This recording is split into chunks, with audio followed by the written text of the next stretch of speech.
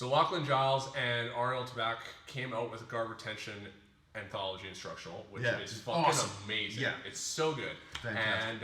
And it's so good that I'm upset that some fucking retard on the internet is going to make this into a Rob versus Lachlan debate, which it's absolutely not. No, it's absolutely not. Yeah. However, they do have a video where they talk about how you should avoid using the hip escape within guard retention, which I do agree with to a point.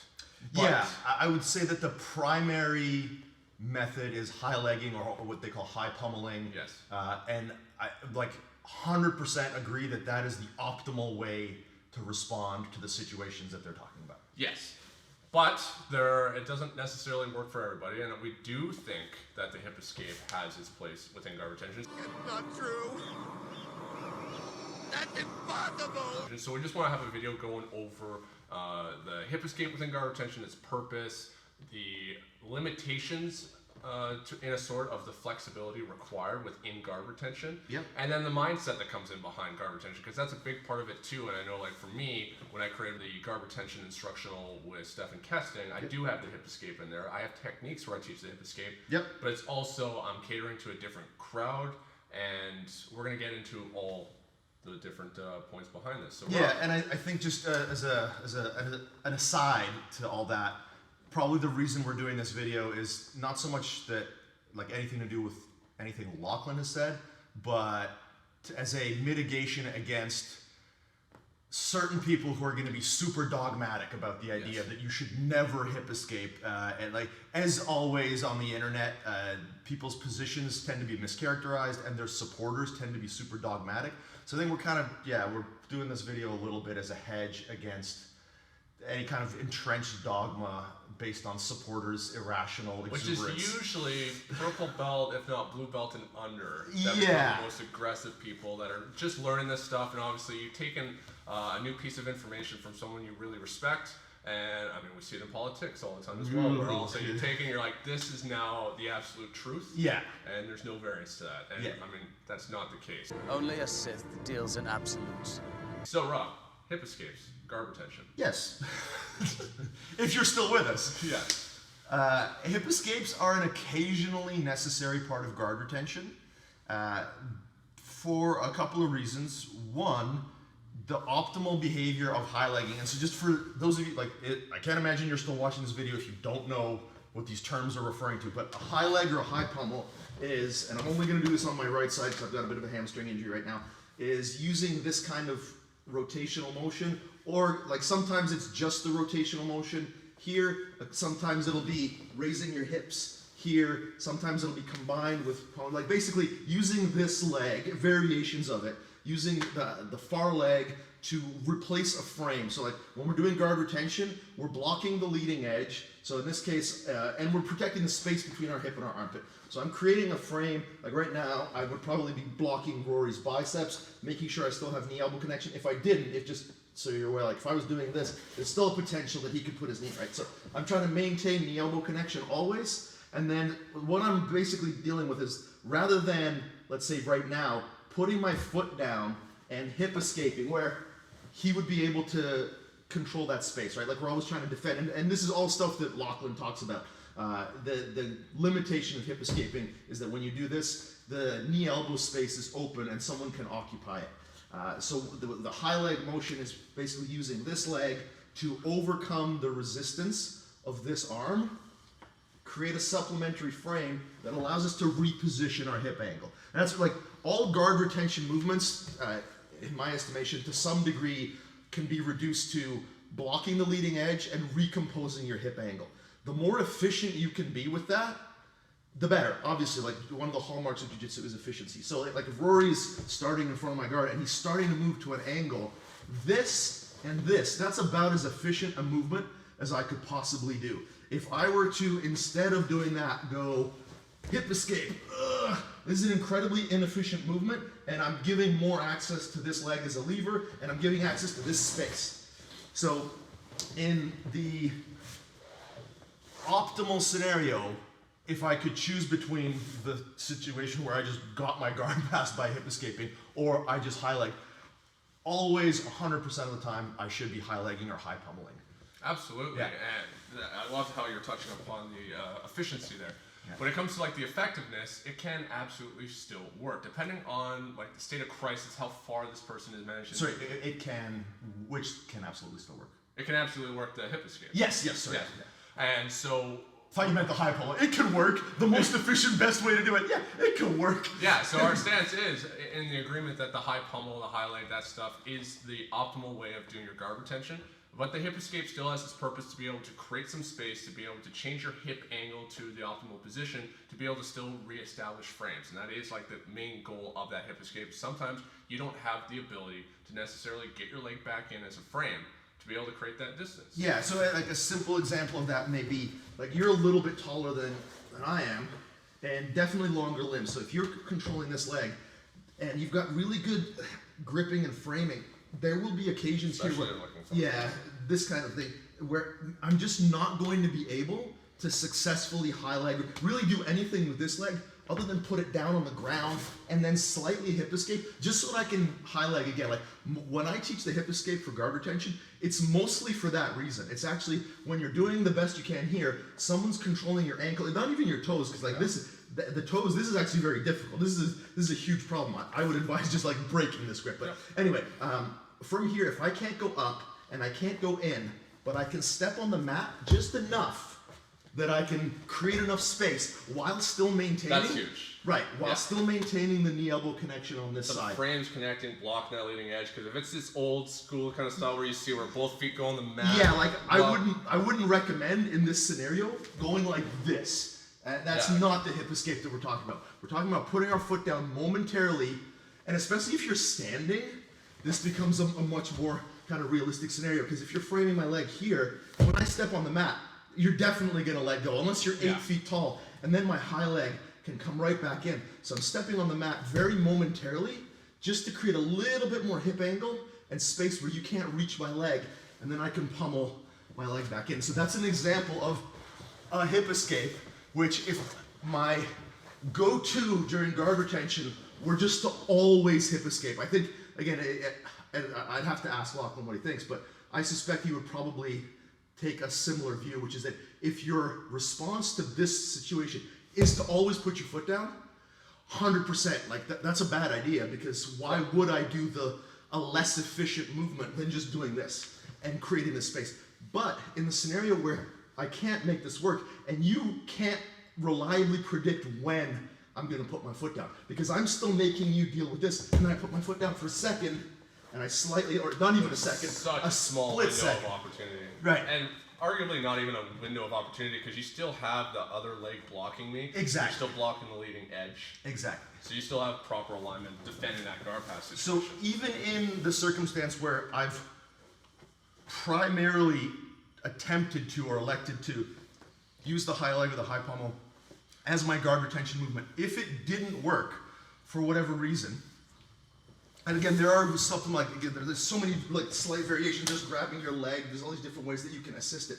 But I believe in the video that we showed at the beginning, there's a couple of examples of a high leg failing at, again, the elite black belt level, and someone then being forced to hip escape. Yeah, in that compilation, you see Keenan throw a high leg, extremely externally rotated, very flexible as Keenan is, and it wasn't doing the job. He chose to bail on it to then hip out and build up onto his hand.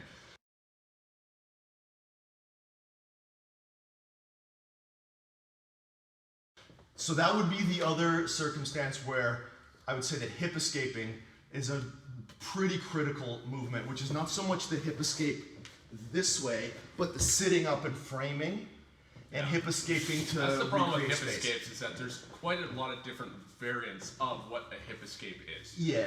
Lachlan and Ari talk about exactly the one that they're mostly criticizing, which is obviously opening up that space at the far hip. Yeah. The issue is without that hip escape, and it's something that their instructional relies heavily on, and they explain it and stuff, is flexibility. Yeah. And they cover it very well.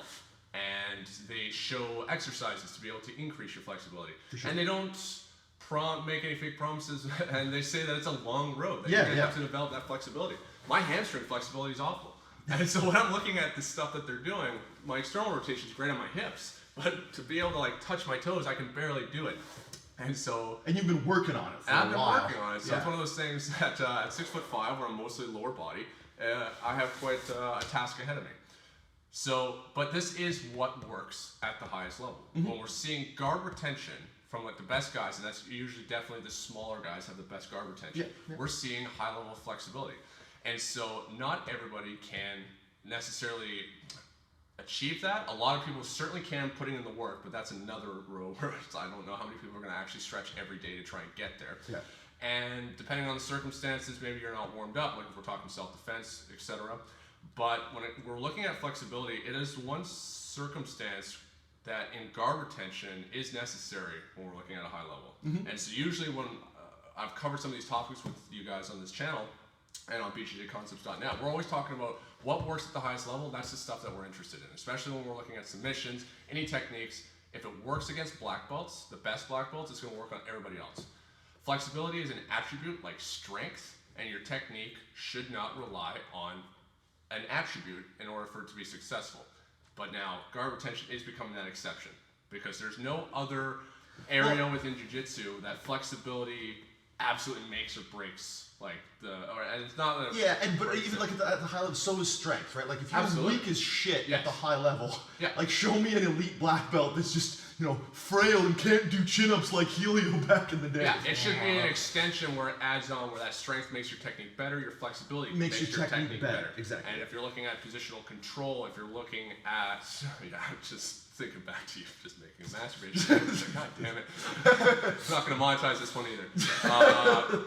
Positional escapes, back control. Like back control, obviously, like flexibility can help you a little bit, but guard Even retention. like taking the back at the high level, the ability to insert a hook by making this kind of incredibly bendy movement is super useful. Like Absolutely. Again, is it the most mechanically correct way to do it? No. Yeah.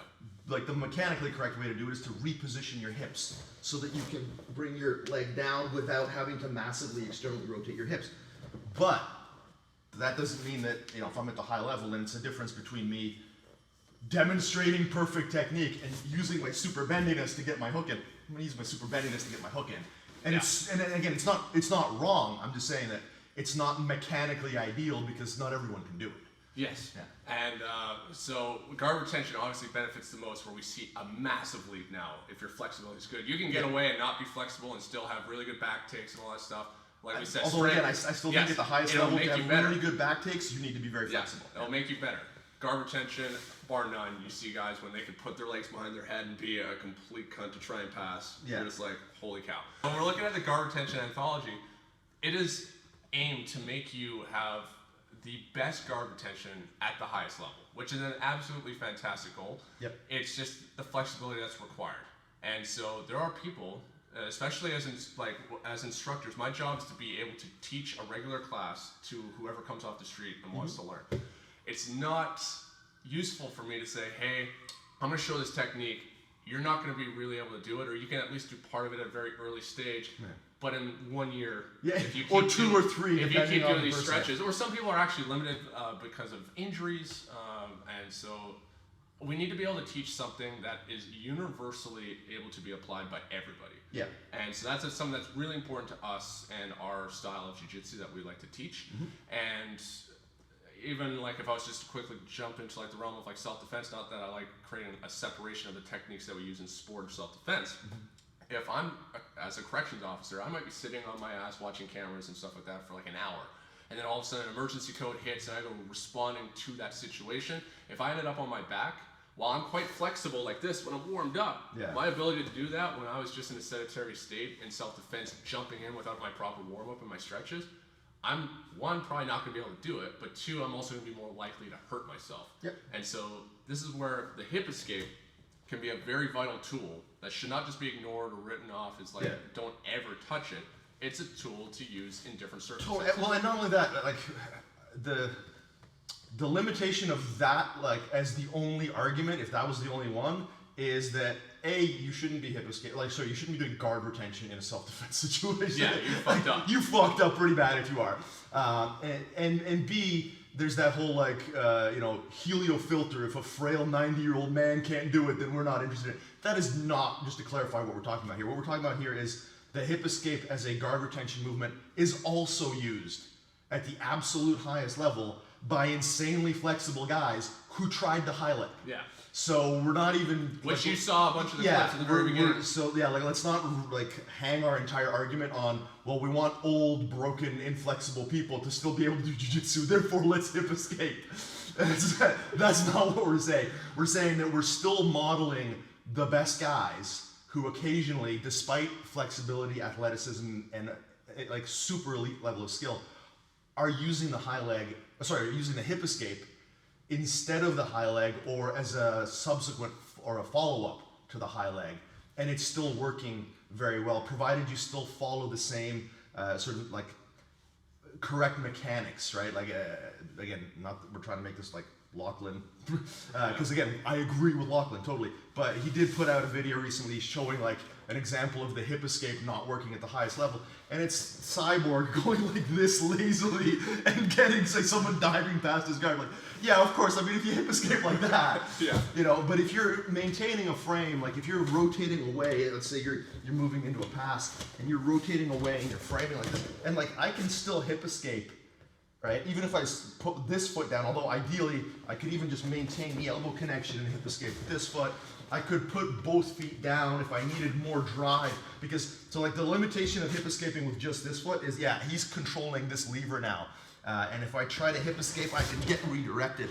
So I can be trying to maintain the elbow connection here, but I can maintain the elbow connection fairly well, or like really it would be knee armpit connection, and make a bigger hip escape and get myself set down. So I would, in that case, have to put both feet down, keep a frame, keep the best knee elbow connection that I can, and then hip escape to get myself back into position, or to get myself far enough away from you where I could go back to my back and start high legging again.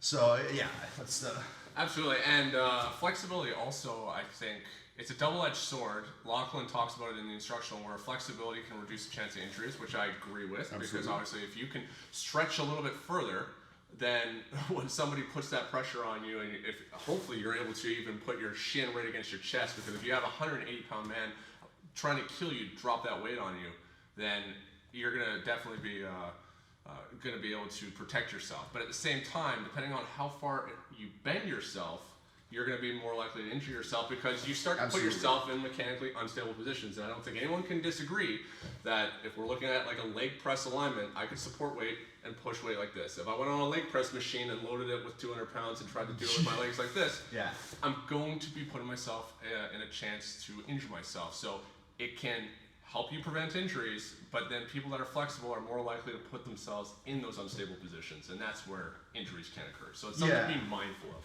Yeah, absolutely. And like this is, there's no right answer to this. There's just optimal practice for your goals. So like if your goal is to win a match at the highest level, regardless of being heedful of your own safety, then there are certain movements, and for that matter, not even just guard retention movements, but like there's certain submission defense things that just include letting it pop and escaping because of the extra space that was afforded you by that injury that you've created. That's a legit and like often employed practice at the elite level. In the same way as like in MMA, there are guys that have just let their arms break. That's not something that, if your goal in jiu-jitsu is to be healthy and as healthy as possible and do it into your 60s, that's not a goal. Like, I can't be relying on, let me take the risk of you putting all your weight on my foot here with my hip externally rotated and blowing my knee out just so I stop a guard pass. That's not something I personally would, or like, I'm not that flexible. I have worked on stretching. I cannot get my shin to my chest. If somebody ever pushed on my foot at this angle with a great deal of weight, it would blow my knee out. Will I get there eventually? Yeah, maybe. But I've dedicated literally a couple of years to stretching like that, and I don't come anywhere close to some of the guys that can just like take this foot and put it in their armpit. Well, and even just watching, because what I love about the instructional is it shows a little bit of Lachlan on his journey of adapting and learning from Ari. And so he's got really great guard retention to watch, but Ari especially, watching his flexibility and what he's doing in those situations, I'm like, I cannot do that, which is part of the argument for the hip escape sometimes, but it's beautiful, and it also makes me want to attain that. Totally, yeah. And so that's where, like, when we're looking at this and looking at their instructional, they tell you that you should have an idea of guard retention already and that this is very advanced. And it is, because even as black belts, we're watching this going, wow, okay, I learned some stuff from that and I want to start working on those techniques immediately. Yeah. So that's where, like, the hip escape doesn't mean that you've built a bad habit that's just going to plague you for the rest of your life. The hip escape is something that you need for guard recovery when you're just starting to give up the actual pass itself or escaping position. So you're always going to be using it there. It does actually have a place within the guard retention.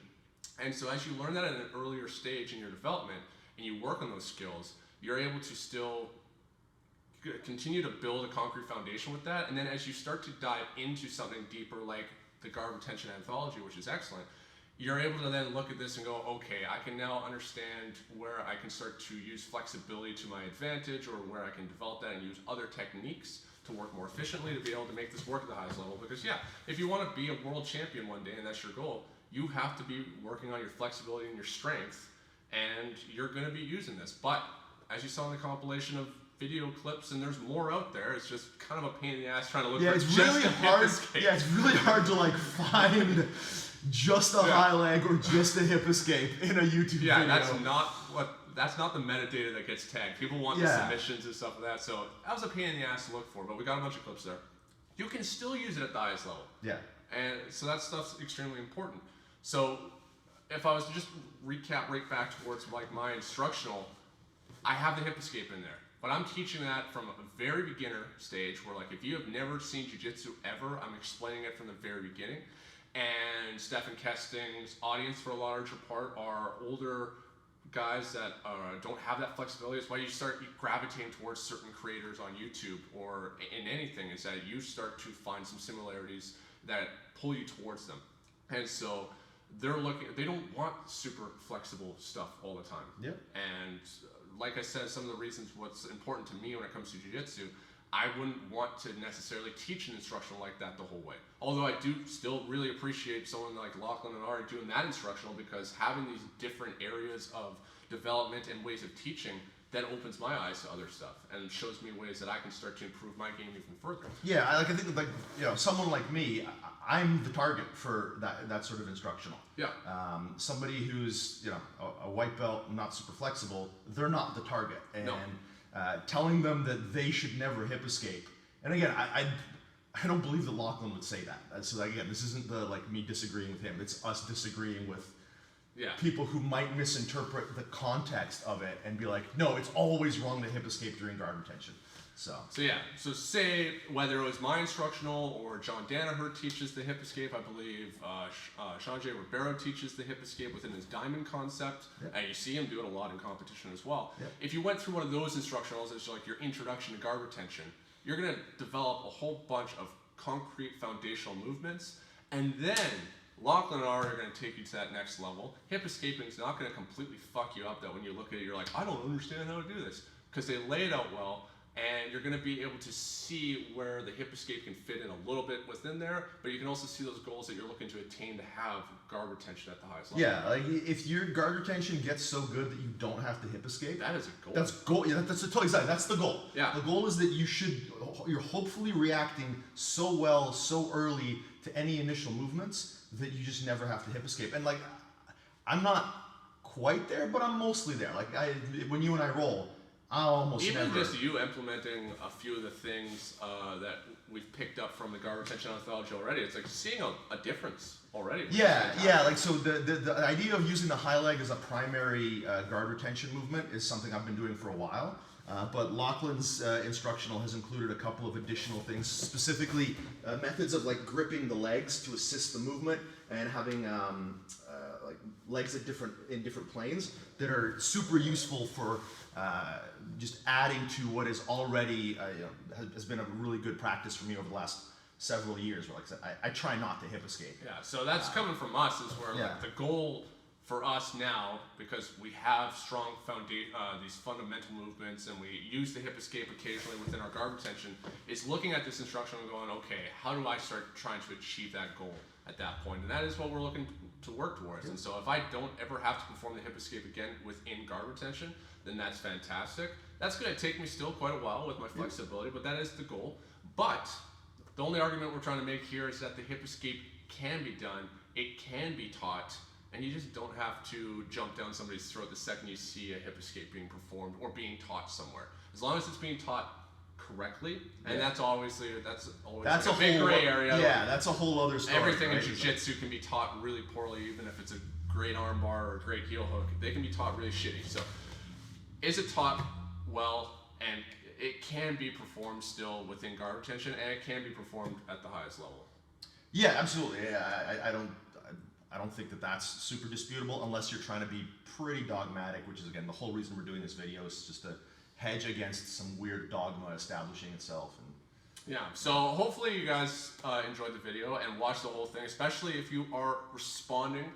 If you've watched this video now and you have some arguments, then absolutely just lay it down in the comments, and I'm totally willing to respond. But if you're arguing against points that we've already made here, I'm not really too interested in getting into that. So I hope you guys enjoyed this video. This is just it turned into a longer video talking about why the hip escape is effective within guard retention. And also that Lachlan and Ari's instructional is really fantastic. Yeah, buy it. You buy it. And as a personal aside, it's really nice to have the name Ari starting to become synonymous with good jiu-jitsu for a change. So thank you, Mr. Tabak, for rescuing that name for the jiu-jitsu community. Yeah, screw submissions 101. Yeah.